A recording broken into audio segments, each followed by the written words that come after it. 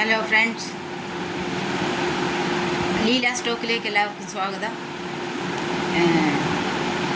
ഇന്ന് ഞാൻ വേറൊരു വിഷയമായിട്ടാണ് വന്നിരിക്കുന്നത്. അതായത് ഇന്ന് ഞാൻ പറയാൻ പോകുന്ന വിഷയം പ്രണയം എന്നതിനെ പറ്റിയാണ്. സത്യത്തിൽ എന്താണ് പ്രണയം? പ്രണയമെന്ന ആ വാക്ക് ഇന്ന് ആ വാക്കിന് തന്നെ അർത്ഥമില്ലാതെ ആയിരിക്കുന്ന ഒരു കാലഘട്ടത്തിൽ കൂടെയാണ് നമ്മൾ ജീവിക്കുന്നത്.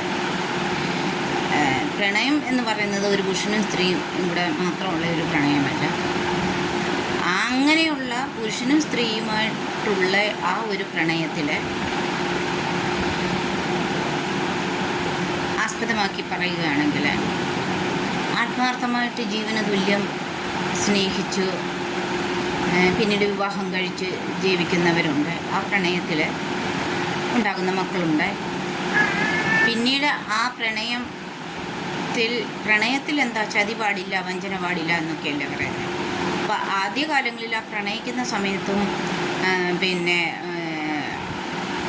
വിവാഹത്തിലേക്ക് എത്തുന്നതിന് മുമ്പുള്ള ആ ഒരു കാലഘട്ടം എന്തോ ഒരു മധുരമാണ്, എന്തോ ഒരു വാഗ്ദാനങ്ങളാണ്, എന്തോ ഒരു കാര്യങ്ങളാണ് എന്നുള്ളത് നമ്മൾ കാണും. പക്ഷെ പിന്നീട് അങ്ങോട്ട് ആ വിവാഹം കഴിഞ്ഞ് തൻ്റെ സ്വന്തമാക്കി കഴിയുമ്പോൾ പിന്നീട് ഈ വിവാഹത്തിന് മുമ്പ് പ്രണയത്തിൽ കൂടെ പ്രണയ സമയത്ത് പറഞ്ഞ ആ വാചകങ്ങളൊക്കെ ഈ പ്രണയിതാക്കൾ മറന്നു പോകുന്നു. അത് കൂടുതലായി നമ്മൾ കാണുന്നത് പുരുഷന്മാരിൽ നിന്ന്.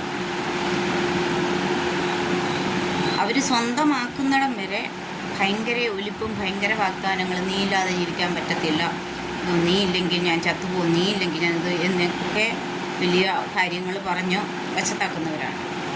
പക്ഷെ തൻ്റെ പക്ഷത്തായി കഴിയുമ്പോൾ നേരെ ഓപ്പോസിറ്റ് മുഖങ്ങളാണ് അവർ കാണാൻ പറ്റുന്നത് എന്ന് പറഞ്ഞാൽ ചതിയും വഞ്ചനയും ഇത് എല്ലാമാണ് അവരിൽ ഒളിഞ്ഞിരിക്കുന്നത്. പിന്നീട് ഇതിലെ സ്ത്രീകൾ അതിൻ്റെ അകത്തിൽ ചതിക്കുന്നില്ല, വഞ്ചിക്കുന്നില്ല എന്നല്ല ഞാൻ പറയുന്നത്, അവിടെയും ഉണ്ട്.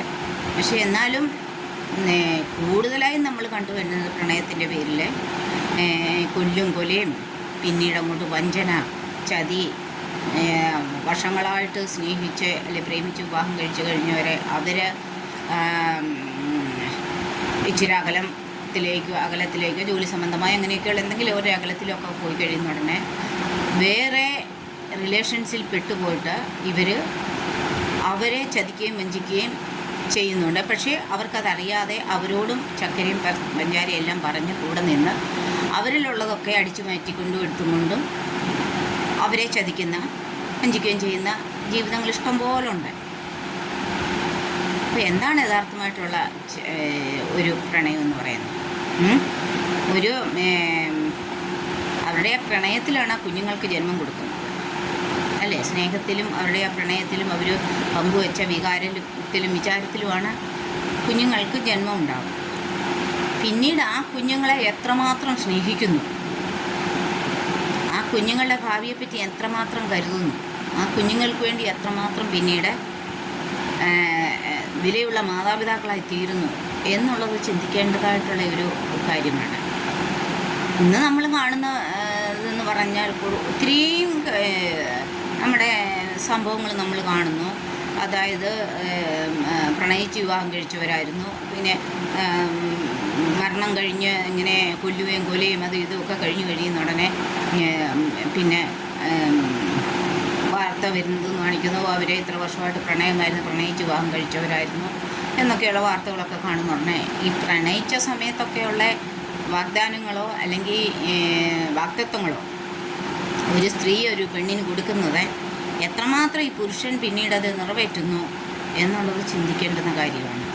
കുറച്ച് നാൾ കഴിഞ്ഞു അവൾക്ക് 1-2 മക്കളെയൊക്കെ സമ്മാനിച്ചിട്ട് പിന്നെ ഇവർ പറയുന്നത് ഇനി നമുക്ക് ഒത്തുപോകാൻ പറ്റത്തില്ല, അല്ലെങ്കിൽ നിന്നേക്കാളും നല്ലോളം എനിക്ക് കിട്ടും, അല്ലെങ്കിൽ അങ്ങനെയൊക്കെ പറഞ്ഞ് വേറെ റിലേഷനിൽ വേറെ ആൾക്കാരോട് പോയുന്നതും എടുക്കുന്നതാണ് നമ്മൾ കാണുന്നത്.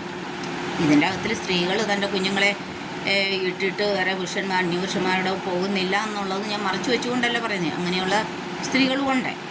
പക്ഷേ മോസ്റ്റ് പ്രോബബ്ലി കൂടുതലായിട്ടും നമ്മൾ കാണുന്നതെന്ന് പറഞ്ഞാൽ പുരുഷ പുരുഷന്മാരിൽ നിന്നാണ് ഈ ഇതുണ്ടാകുന്നത്.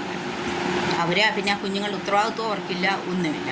പിന്നെ ആ കുഞ്ഞുങ്ങളെ ഒരു തരത്തിലെത്തിക്കാനും അവരുടെ ഭാവിക്ക് വേണ്ടിയിട്ടും ഈ ചതിക്കപ്പെട്ട ഭാര്യ അല്ലെങ്കിൽ ചതിക്കപ്പെട്ട അമ്മ ആണ് പിന്നെ പൊരുതുന്നത്, ജീവിതത്തിൽ പൊരുതുന്നത്. ഇപ്പം നമ്മളങ്ങനെ നോക്കുന്ന സമയത്ത് ഒരു കണക്കിന് എന്തിനാണ് വിവാഹം കഴിക്കുക? ഇപ്പം ഒരു സർവേയിൽ ഞാൻ കണ്ടായിരുന്നു, കൂടുതലും പെൺകുട്ടികൾ ഇപ്പം വിവാഹം കഴിക്കാൻ താല്പര്യപ്പെടുന്നില്ല. കാരണം അവർ പറയുന്നത്, എന്തിനാ വിവാഹം കഴിക്കുന്നത്? വിവാഹം കഴിച്ചിട്ട് 1-2 പിള്ളേരായി കഴിഞ്ഞു, പിന്നെ അവനിഷ്ടപ്പെട്ടില്ല, അവൻ വേറെ പോവും, അങ്ങനെ തരും. പിന്നെ സ്ത്രീധനം കുറഞ്ഞു പോയി, അതിൻ്റെ പേരിൽ കൊല്ലും കൊല ചെയ്തു വരും. അതേസമയം ഒരു ജോലി ഉണ്ടെങ്കിൽ എന്തിനാ ഇപ്പം ജീവിക്കണമെന്നുണ്ടെങ്കിൽ ഒരു തുണ വേണമെന്നുള്ളത് വലിയ കാര്യമൊന്നുമില്ല ഇക്കാലത്തെ. കാരണം തുണയുണ്ടായിട്ട് തുണ ഇട്ടിട്ട് പോകാൻ തുണ നോക്കുന്നില്ല, കൂടെ നിന്നിട്ടും തുണയെ കൊണ്ട് യാതൊരു പ്രയോജനവുമില്ല. തൻ്റെ ഭർത്താവ് കൂടെ നിന്നിട്ടും തൻ്റെ ഭാര്യയ്ക്ക് ഒരു തരത്തിലുള്ളൊരു പ്രയോജനമില്ല. ഒരു തുണി വാങ്ങിച്ചു കൊടുക്കുവോ, അല്ലെങ്കിൽ അവളെ ആവശ്യങ്ങൾ അറിയുവോ, അല്ലെങ്കിൽ അവളെപ്പറ്റി ചിന്തിക്കുവോ, അവൾക്ക് ആരോഗ്യ പ്രശ്നങ്ങളുണ്ടോ, അവൾക്ക് വേദനകളുണ്ടോ, ശാരീരിക മാനസിക വേദനകളുണ്ടോ, അല്ലെങ്കിൽ അവിടെ കാര്യങ്ങൾ ഞാൻ നോക്കുന്നുണ്ടോ, എടുക്കുന്നുണ്ടോ, അവളെ ഞാൻ സംരക്ഷിക്കുന്നുണ്ടോ, ഇതൊന്നും ചിന്തിക്കാതെ കൂടെ കഴിയുന്നവരും ഇഷ്ടം പോലെ ഉണ്ടായി. അപ്പം പറഞ്ഞു വരുന്നത് എന്തുവാണെന്ന് വെച്ചാൽ, പ്രണയം എന്നൊരു വാക്കിന് അർത്ഥമില്ലാതെയായിരിക്കുന്നു ഇങ്ങനെയുള്ള ആൾക്കാർ നിമിത്തം. തന്നിലെ വിശ്വസിക്കുന്നവരെ, തന്നിൽ വിശ്വസിച്ചപ്പോൾ പ്രണയവിവാഹമാണെങ്കിൽ ആ സ്നേഹിച്ച പുരുഷനെ വിശ്വസിച്ചുകൊണ്ടായിരിക്കുമല്ലോ ആ പെൺകുട്ടി ആ വീട്ടുകാരെ എതിർത്തും വീട്ടുകാരിൽ നിന്നും അകന്നുമൊക്കെ ഈ സ്നേഹിച്ചവനെ ചതിക്കേണ്ടെന്ന് വിചാരിച്ചാണല്ലോ ഇറങ്ങിത്തിരിക്കുന്നത്. പിന്നീട് ആ വ്യക്തി തന്നെ ഈ പെൺകുട്ടിയെ, ഇയാളെ സ്ത്രീയെ, ഈ ഭാര്യയെ തള്ളിപ്പറയുകയും എടുക്കുകയും ചെയ്യുമ്പോൾ ഉണ്ടാകുന്നൊരു വേദനയുണ്ടല്ലോ, അത് പറഞ്ഞറിയിക്കാൻ പറ്റാത്തതാണ്. അപ്പോൾ എന്തിനാ ചുമ്മാതെ വെറുതെ കുറേ പ്രണയങ്ങളും നാട്യങ്ങളും ഒക്കെ, ചുമ്മാതെ സ്ത്രീകൾ എന്തിനാണേ കുറേ കൊച്ചുങ്ങളെയൊക്കെ ഏറ്റി ടെൻഷനും എടുത്ത് അവരുടെ ഭാവിക്ക് വേണ്ടിയിട്ട് കിടന്ന് കഷ്ടപ്പെടുക? ഇതിലൊന്നിലും ഒരു ചിന്തയുമില്ലാതെ, ഒരു ഉത്തരവാദിത്വമില്ലാതെ, തൻ്റെ മാത്രം സുഖം നോക്കി, തൻ്റെ മാത്രം ആവശ്യങ്ങൾ നോക്കി ജീവിക്കുന്ന കുറേ അധികം ഭർത്താക്കന്മാരും ഉണ്ട്, അച്ഛന്മാരും ഉണ്ട്. എല്ലാവരെയും അല്ല ഞാൻ പറയുന്നത്, എല്ലാവരെയും അടച്ചുമല്ല പറയുന്നത്. അങ്ങനെയുള്ളവരെ പറ്റി എന്താണ് നിങ്ങളുടെ അഭിപ്രായം? നിങ്ങൾ കമൻസിൽ ഇതൊക്കെ പറയണം. എന്താണ് അഭിപ്രായം? താനെ സ്നേഹിച്ചായാലും അറേഞ്ച്ഡ് ആയാലും താലി വെച്ച് ദൈവസന്നിധിയിൽ വെച്ച് താലി വെച്ച് സ്വീകരിച്ച ഒരു ഭാര്യയെ അവളിലുണ്ടാകുന്ന മക്കളെ സംരക്ഷിക്കുകയും ചേർത്ത് നിർത്തുകയും അവരിൽ നിന്നൊരു കുറവുണ്ടായാൽ പോലും അതവരെ പറഞ്ഞു മനസ്സിലാക്കി അവരെ ചേർത്ത് പിടിച്ച് കൊണ്ടു നടക്കുന്നതാണ് ഒരു കുടുംബനാഥൻ്റെ അല്ലെങ്കിൽ ഒരു അച്ഛൻ്റെ, ഒരു യഥാർത്ഥ ഭർത്താവിൻ്റെ കടമ എന്ന് പറയുന്നത്. ഇന്ന് എത്ര പേര് ഇത് നിറവേറ്റുന്നുണ്ട് നമ്മുടെ സമൂഹത്തിൽ? എത്ര പേരുണ്ട്? നിരന്തരം നമ്മൾ കാണുന്ന വാർത്തകളായാലും ഓരോരുത്തർ സോഷ്യൽ മീഡിയയുടെ മുന്നിൽ വന്ന് പറയുന്ന അനുഭവങ്ങളായാലും പല സെലിബ്രിറ്റികളായാലും അല്ലാതുള്ളവരായാലും ഇന്ന് സോഷ്യൽ മീഡിയയിൽ കണ്ണു തുളുമ്പി നിറഞ്ഞ് അവർക്ക് ഗൽഗത്താലോ ഒക്കെ പറയാൻ പോലും പറ്റാത്ത അവസ്ഥയിൽ അവർ ഇത് ചെയ്യുന്നുണ്ട്. അപ്പോൾ എന്താണ് പ്രണയത്തിനെ പറ്റിയൊക്കെ എന്ത് പറയാനാണ്? അപ്പം എൻ്റെ ഒരു കാഴ്ചപ്പാടിൽ ഞാൻ പറയുന്നത്, സ്ത്രീ പുരുഷനുമായിട്ടുള്ള ഒരു പ്രണയം മാത്രമല്ല ലോകത്തിലുള്ളത്. നമ്മൾ പ്രണയിക്കുവേൻ, നമ്മൾ മിണ്ടാപ്രാണികളെ പ്രണയിക്കുവേൻ, സ്നേഹിക്കുവേൻ, അതുപോലെ കാടിനെ സ്നേഹിക്കുവേൻ, പ്രകൃതിയെ സ്നേഹിക്കുവേൻ, പുഴകളെ സ്നേഹിക്കുവേൻ, അതെല്ലാം പ്രണയമാണ്, അതെല്ലാം ഒരു തരത്തിലുള്ള പ്രണയമാണ്. പക്ഷേ അതിനെയൊക്കെ പ്രേമിച്ചാൽ നമുക്ക് തിരിച്ച് നെഞ്ചുവേദനയൊന്നും മാനസിക വേദനയൊന്നും കിട്ടത്തില്ല. അത് വേറൊരു സത്യം. മനുഷ്യനെന്ന മിണ്ടുന്ന പ്രാണിയെ മാത്രമാണ് നമുക്ക് വിശ്വസിക്കാൻ പറ്റാത്തത്. ആ മനുഷ്യനെന്ന പ്രാണി മാത്രം മിണ്ടുന്ന ആ മനുഷ്യവർഗം മാത്രമാണ് ചതിക്കുകയും വഞ്ചിക്കുകയും ചെയ്യുന്നത്. മിണ്ടാപ്രാണികളെ സ്നേഹിക്കുവേൻ. എനിക്ക് ഒരു പൂച്ചക്കുട്ടിയുണ്ട്, സിംബ എന്നവൻ്റെ പേര്. അവന് എൻ്റെ അടുത്ത് വന്നിരിക്കും, എപ്പോഴും എൻ്റെ കൂടെ കിടക്കുന്നത്, ഞാൻ ഇവിടെ ഇരിക്കുന്നു അവിടെ ഇരിക്കത്തുള്ളൂ, നിങ്ങളൊക്കെ കണ്ടു കാണുമായിരിക്കും. അവൻ ചിലപ്പം മാന്തുക ഒക്കെ ചെയ്യും, പക്ഷേ അവൻ മാന്തയിൽ അവിടെ ഇച്ചിരി ചോര പിടിക്കുമെടുക്കുക, എനിക്ക് ഹൃദയത്തിൽ വേദന വരുന്നില്ല.